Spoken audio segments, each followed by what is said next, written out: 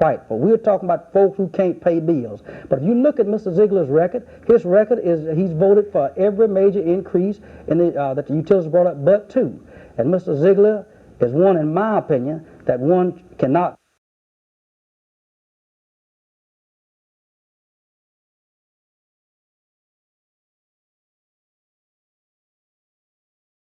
Yes, Mr. Ziegler would not keep his promises. He told us faithfully, if you help us, and I can't keep him out of. In 1974, the Alabama Democratic Conference, with our help, elected Mr. Ziegler to the Alabama Public Service Commission.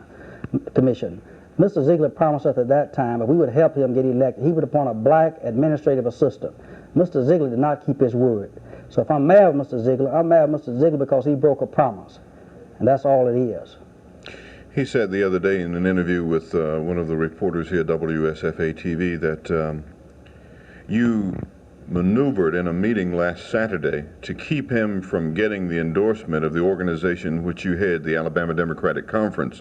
He said that he had the endorsement by a vote of 7-1 and that you went behind the scenes to stop that endorsement. Is that true? That's just a desperate attempt on Mr. Ziegler's part to try to get black support and other support. In fact, that was some 85 folk in the meeting, so it was more than 7-1. Mr. Ziegler didn't get our support because Mr. Ziegler has not kept his word. Mr. Ziegler really doesn't give a hoot about the consumer. We found out, for an example, on numerous occasions, I've gone to meetings, Mr. Ziegler wasn't invited, but he's there. Mr. Ziegler really wants one thing, a state automobile to ride up and down the road and campaign at state expense, and a free telephone to call folk all over the state of Alabama at state expense. Mr. Ziegler is not concerned about the consumer. He's missed a lot of meetings. And, of course, the issue here is, of course, who's going to be the president of the PSC. Both members will remain on the PSC, as you well know. The question is who's going to be president.